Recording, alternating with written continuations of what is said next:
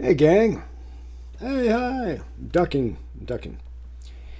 I should mention in the beginning of this particular production that you shouldn't have to sit through an entire production to hear the conclusion of the production. So I'll just go ahead and tell you the conclusion of this production. It's about Tartary and the Tartarians and how we all basically derived from civilization of Scythians a couple of thousand years ago after some great flood catastrophe had occurred. A couple of thousand, more like 3,000 or 4,000. So the conclusion of this is that the slaughter of Tartary was the takeover of all of the territories that the Tartarians had control over, or had basically more developed, you might say, more developed than anything. From what I've been able to personally conclude now, the Scythians and the branching out of the Scythians, then turning into the Tartarians. Let's skip forward to when America was discovered. When you show up to a land that's already inhabited by people and cities, which is evidenced by the maps of the 1400s and such of the America area, North American area, you see cities. When you show up to an area that's already got peoples and cities, you didn't discover that. You just showed up and started slaughtering people. And the consideration of the Tartarian cherry trees and the honeysuckle, Tartarian honeysuckle, that is worldwide and was worldwide prior to Washington chopping down the cherry tree, which in my opinion is symbolic for us just finishing the slaughter of the Tartarians. Chicago was already there, different cities in Salt Lake and other cities, San Francisco. There were cities that were already here. In my opinion, the Tartarians had developed these and built these, and they were not discovered as much as just taken. Freemasonry, etc. And so this is the conclusion I've come through the little bit of this video that I have put together. And I would like to address this issue more. I have done one on Tartarian trees and honeysuckles in their locations, and that's just one of my past videos. But this one was Asha Logos, one of the people I subscribe to. I was watching their stuff and went, hey, I've got some old books on that, actual old books. So I photographed some pages. I'm going through some of those books, and I'm showing a little bit of Asha Logos and going through your comments. So that's the conclusion of this. Columbus was just a slaughtering bastard, and the whole historical narrative that we're given, you don't discover a country if people already live there and have developed their own nations there. You didn't discover it. You just slaughtered those people. So that's the conclusion of this, but the information is fun to go through. So thanks for joining this production. Enjoy. Hello once again, and welcome back to another Haphazard Universe production with your host, Lance Reynard. It does say written and directed by, but I don't really write anything down aside from a few ideas, if that, on a semi-occasional basis. And to begin with today's production, I would like to mention a couple of details. One of them is all of the great comments that I've been receiving, giving me ideas, thanking my subscribers, all of my new subscribers, and taking the time to appreciate their comments. And also, I made the mistake of putting out my personal information and in my early videos, and I've taken it down since. However, that has instilled some women to stop by and some flowers to be sent and some gifts showing up in the mail. Thank you for all of these great gifts, by the way. And the cards and letters have been fantastic, and the little implements. I interrupt this ultra-boring program with a special news bulletin directly from the balcony of the Vatican. The Pope Francis III has excommunicated the Haphazard channel. This is, of course, the obviously by Voltaire. It is ancient general history, but on the inside it has ancient and modern history. Hello once again, and welcome back to another Haphazard production. My name is Lance Reynard, and I'm not actually a undercover transgender, drug-dealing, homophobic police officer, but I do play one on YouTube. And today I'm going to be illiterately looking at a book by Voltaire. Welcome back to another scrolling screen haphazard production. Of course, I would like to start out again by thanking all of my new subscribers. And just going through a little bit of the comments. Joseph Brandenburg, always good to hear from you. And playing cards come from tarot, yes. And yes, it's fun to look at little details. Suwan Creations put out a little on the African Antiquitech, where my soulmate's a pain in my love you baby. He poisons you slowly and you'll die unhappy, but you'll keep your hair. Interesting detail. I put a reply in that it was interesting. And where's the reply? Oh, there it is. One reply. Interesting facts and many of I'll keep the hair. Thanks for the comment. And sure, feel free to leave any kind of comment in dealing with your thoughts. That's fine. I will definitely respond eventually. Not necessarily always immediately. I take time. A lot of the time I'm not even notified of a comment, and I happen across it later as I'm searching. Have to search for my comments. Why are cards 4 suits? 13 equals 52 sounds Mayan from 88 Shinto. And yeah, I put elementary, dear Watson, earth, air, fire, and water for each of the suits. And each of the aces is the archetypal element. And the numbers and faces are the results of the mixes of each mentioned. And so if there were 8 planets in that video, I mentioned that, the planet and the astrological sign mixed together to make the card. Well, that's using 7 planets. And so if if 8 planets had been used, if like Pluto had been, or a Uranus, I could have said that different. But if 8 planets had been used instead of 7, and then there would be a whole different numerology and system to the cards. And so it is curious that those numbers were used to equate to the finality of the 52-card deck. And that could really, really be looked into. And 88 Shinto continues on with using the reading styles in games like Go Fish and Cribbage and even poker. And looking at the winning hands versus the losing hands, like canceling out of the fire and water and see what happens with the games. And yeah, that is highly complex. And I put, yeah, that would be way too complex, and the actual intended energies that would be totally different. That somebody would, so if you're actually focused on an issue and immersed in that issue prior to, doing any working with it, to callously use something that, it's like callously listening to a conversation. You don't actually get everything. And 88 Shinto goes on with the lights in the skies we call planets because they're based on the wandering starry planetarium. They have personality traits that can be divined from cards. My grandma used to say that this is devil's plaything, but I'm curious to know what each of the cards means. And right, whenever you deal with an external force that you are not totally privy to or consider it even to be a force. I mean, it's more of an equation. It's more of like it's not the Ouija that people think. And the Ouija, I hate to insult anybody who thinks anything of the Ouija, but that was invented by all right, now that I brought up the Ouija, I thought I'd just bring it in here, not to discount something that I haven't actually shown information on. And I'm not going to read every word. I will go down to the introduction, or following its commercial introduction by businessman Ouija Bond, an American lawyer and inventor. On July 1st, 1890, the Ouija board was regarded as a parlor game unrelated to the occult until Americans blah blah woof woof. The fact of the matter is, it was not and developed by anything other than the need for profit. It was a good idea created by a guy that that put together a good idea. It had nothing to do with anything that's ancient, anything that is actual, factual.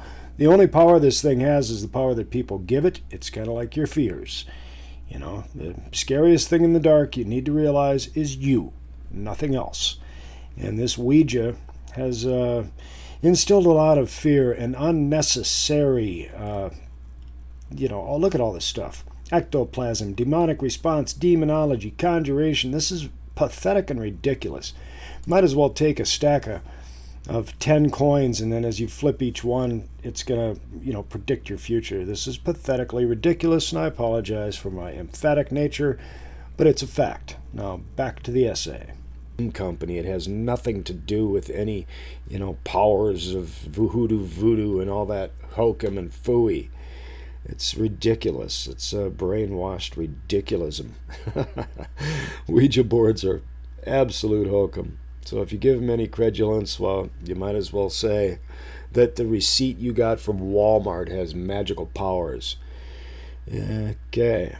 I started pulling cards when I was 10 or 11 from C. Visalis. Famous C. Visalis. Go check out his channel. He's pulling cards, and he also made his own rune stones around the same age. It's cool to make your own rune stones and check out divinatory aspects. And quit being afraid and running away from things. It's how people continue to be locked in their little cages of brainwashedness. I don't know why. Past life remembrances, perhaps. Or just a strange boy that wanted to seek out the occult. And that could be. I did quite a number of things as a child, but my greatest noticings, things that I noticed the most, were not things that I tried to do as much as noticed or observed that were done. And Kalika, hola, good woman. She was straight with me. She enjoyed the little girl. And the little girl, Tiana, beautiful little heart. And she's not big into the cards that I created, which is fine. I have differences in many ways with the cards that I created because of the fact that I'm missing like 6 alphabets on it. That doesn't seem fair. And I could have put it in Coptic and Sanskrit, and as one of my subscribers mentioned also, they're missing things, but they were created by me for just memorizing details to see what the effects on my abilities were. And they were pretty dramatic and absolutely obvious. But I don't advertise any of that. I quit doing readings 20 years ago, or quite some time ago. But if I can help somebody in the rabbit hole in some way, well, I might as well convey what I think I can help them with. And I thought that these particular bits of knowledge would be an interesting fact for people to consider and to take a look at. And Thomas Beasy, hey Tom, says, I hope that you're better at reading cards than I am at reading cards in poker. Yeah, it does take a lot of, it's parroting back information. You're parroting back, and then you're also looking at whether or not the fire is snubbing the water, or the earth is snubbing the air, or the air is feeding the fire, or, all these little intricate details to look at that are just too much for me to handle.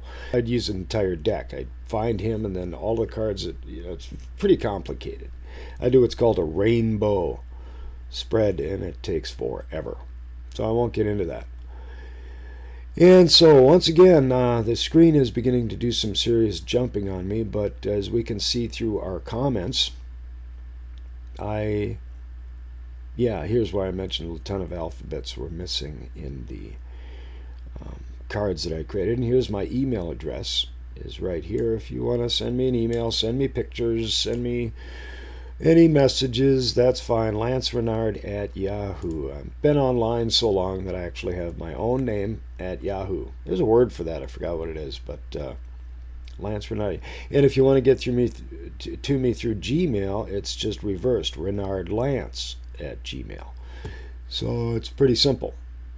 Somebody already had Lance Reynard.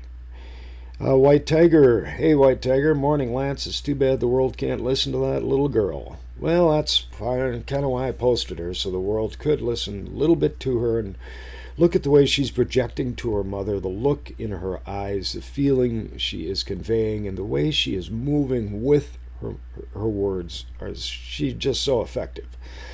I want her for president. After we train her properly on the Bastard. Thank you, the Bastard 78. Always a pleasure to hear from you as well. Linda Perez, and good morning. She takes care of some elderly women in the mornings, and she turned me on to the women who love this video. They're 75 to 85 years old, LOL. So I might get some subs out of this. Thanks, Linda. And I put back that most of my subscribers are 100. If you go into my back page and you look at the general age of the people that watch me, you're all 100 years old. Every 500 of, oh, by the way, thanks for the 500. Hit 500 subscribers, which, yeah, I like watching some of the new people. Kalika has got the way she conveys her information without deleting it. Now, my screen's jumping, and I'm not moving anything here. I'm not touching a thing, and my screen's still moving. So please forgive me for the jumping screen. DN appreciates the information about the tarot, and I'm glad I could put that out. It's just some informative details, and I wanted to see the reactions and responses to that and to those details. So thank you for your detailed comments. I'll take more. That's fine. And I will try to, as Kalika goes through all of her comments, I find that fascinating, amazing, and highly admirable in that, oh man, yeah, I've mentioned it in a past video, once my subscribers get far enough along. If they ever do. It seems like every time I post a video, I lose more than I get, but it's okay, gang. Showing your resolve and fortitude. So I will be getting into other people's videos and showing other people's channels here in this particular production and talking a little bit about my faith and faith in itself. So thanks for joining today's Haphazard production, and I hope you're having a fairly pleasant or comfortable day in relation to other days. Alright, I wanted to show you this briefly. This cup. And if you look at this cup, you'll see it has a gold rim on the cup. It's an old cup. The reason I mention it and the gold rim is that it ruins microwaves. This cup ruins microwaves. I know. Mom has been using it for 20 years in microwaves. And I keep buying new microwaves because of this cup. And you say, why don't you throw that cup away? My deceased sister owned this particular cup and a set of these cups and plates and the whole, china set. But I wanted to mention that the gold rim ruins microwaves. So, as a 5G comment, let's wear some crowns around town. Just an idea. This is obviously an actual book by Voltaire. And I was just running through the book briefly and came across something on Tartary, page 101. And prior to even reading it, I thought, well, you know what? I'm going to go ahead and show it to the gang at the moment without even reading it. It had a little bit to do with the lineage of Attila the Hun, I believe.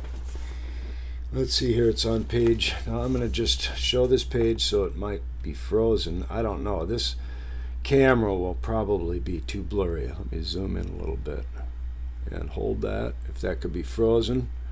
And you can read a little bit of that. But now I will read. And now, if we reflect that the Turks were also of Tartarian origin, and call to remembrance that Attila was descended from the same people, this will confirm what has been already observed, that the Tartars have made the conquest of almost the whole world. The reason we have already seen. They had nothing to lose and were the most robust and hardy of all other nations. But since the Oriental Tartars, after having made a second conquest of China in the last century, have formed only the one empire of China and Eastern Tartary, since the Russian Empire has become more extensive and more civilized, and since the earth has been covered with ramparts and lined with artillery, we are no longer in dread of these prodigious emigrations. The civilized nations are secure from the eruptions of these barbarians. All Tartary, excepting China, is now in the receptacle of a number of miserable tribes who would esteem themselves happy to be conquered in their turn, were it not still more desirable to be free than to be civilized. And so I'm going to be going through this book of Voltaire. As I mentioned, I have an extreme amount of curious things and a lot of interesting information with Tartary. I just wanted to mention that part about Attila the Hun and my past videos that show little joking things about Attila being a king of the Tartars, and he was. I found a lot of great essays that I've been watching, and like any YouTuber, I kind of like to show some of that. And so I hope I've got this screen adjusted properly so you can see the lower left corner well enough. Now this, Asha shows the definitive history, or what's put out by the historical narrative of our time, and then goes through many of the writings of ancient authors, such as I am doing in this particular essay. And if you can see the timeline down below where it's 36, 35, 34, and also the development of the area in the southern Indo-European, European area, and the expansions that are occurring as I'm speaking here, and then the 22 BCE, 21, 2000 before Christ. Now Scythian shows up, and this is based, I believe, on the writings that he is going through in his video production. And so the book that I have been covering dealing with the Scythians and the Tartarians is a fascinating piece to look at the expansion of the area, to consider that the Tartarians basically covered the entire world in their culture, and then the different changes that occurred throughout. And so this piece and the quotes that are given in this work, Our Subverted History Part 2, if you don't watch all of them, definitely watch this one. I'll put the link in my description. And the nations of Scythians was always regarded as very ancient, though there was a long dispute between them and the Egyptians concerning the antiquity of their relative races, the Egyptians being confounded by these arguments. The Scythians were always accounted to be more ancient than the Egyptians. And so something to be considered, written by Marcus Justinius, an old high school pal of mine. And in the meantime, I am reading a little bit here and there from the Voltaire novel. And I hope you enjoy the information that you get from this particular video, from Asha and from mine as well.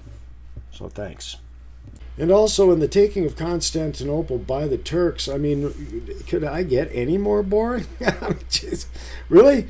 Right. But if you dig into it, if you look into it just a little bit, and you discover some amazing details. Like, for instance, John VII, surnamed Palaiologos, reigned in Constantine for 27 years. Now, I didn't know that.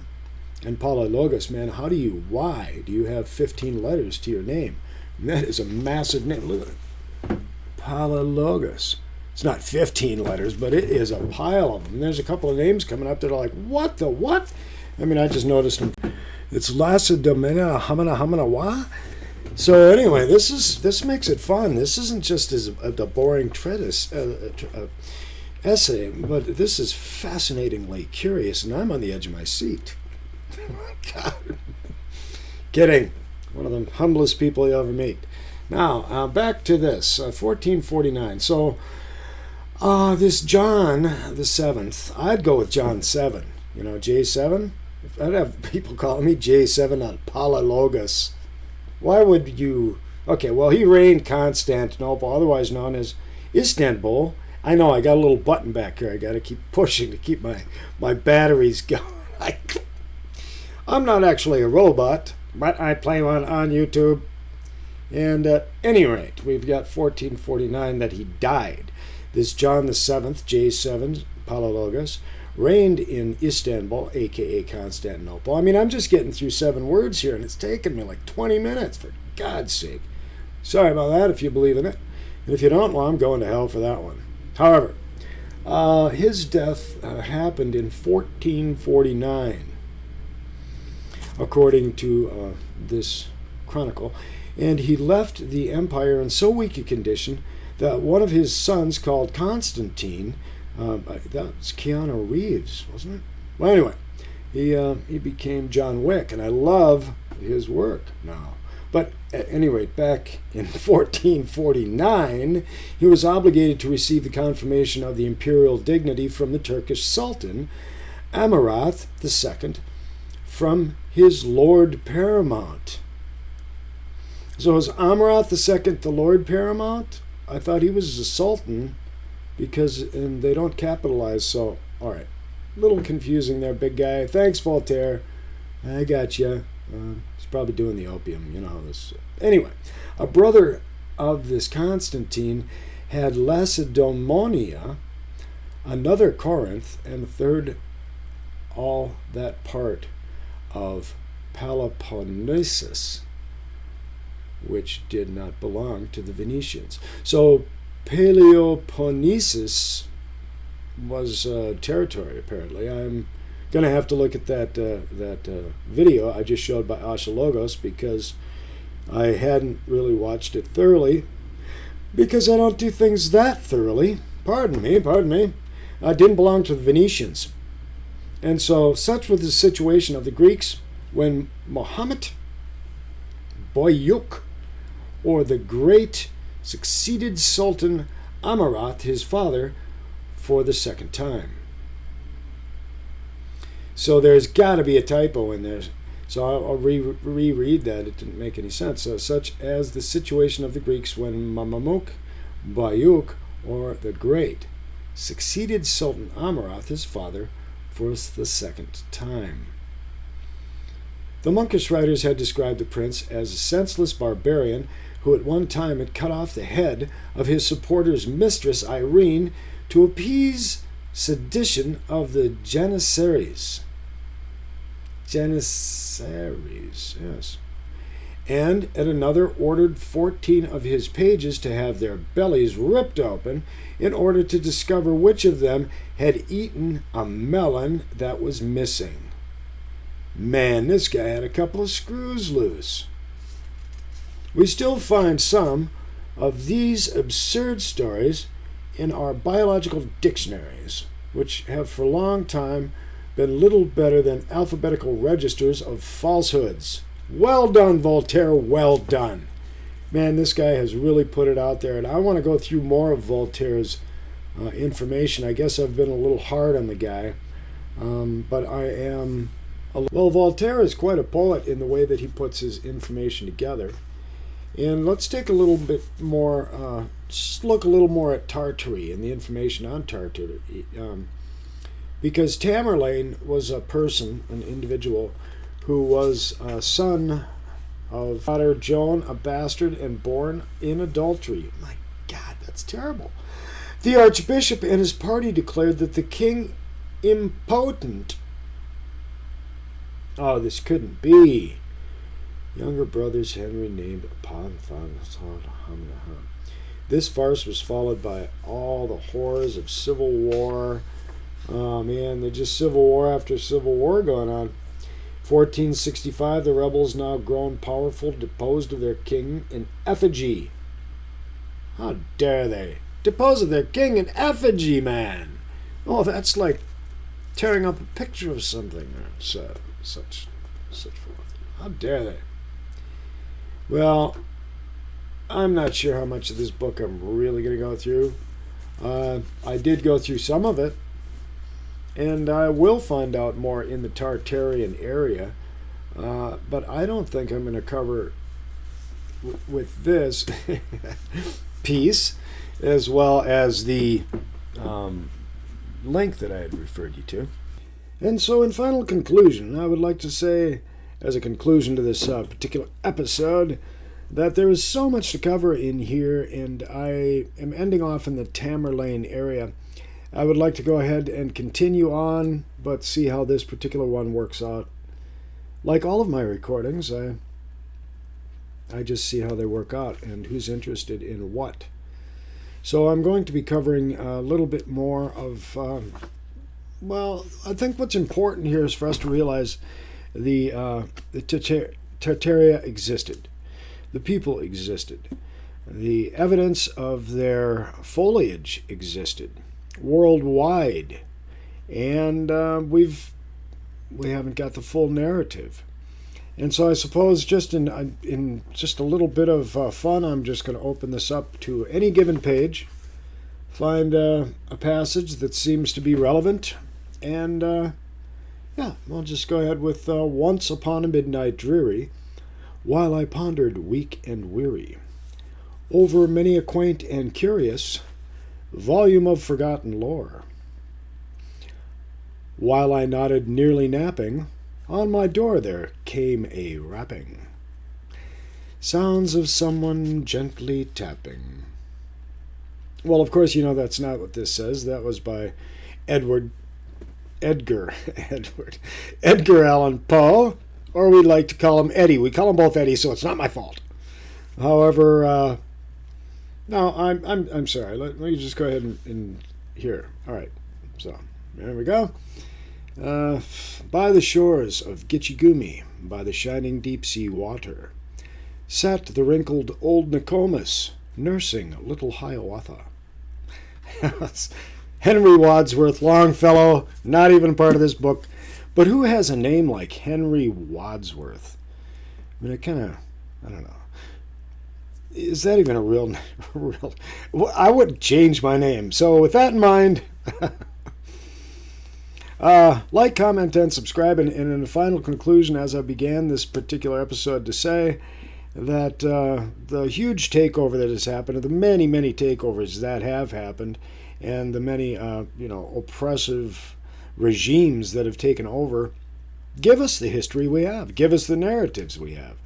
And that's why you won't see that much of Tartaria, but it's showing up more and more, and people are doing more and more info research on it.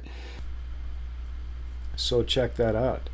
And let's not forget to think about putting a little gold crown in your hat if you're concerned about being zapped by 5G. I mean, hey. So like, comment, subscribe, and share if you thought this was helpful or humorous to other people that you would like to see laugh and be happy and learn something. So hopefully you have done all that in this episode, and I hope to talk to you soon. Thanks for watching.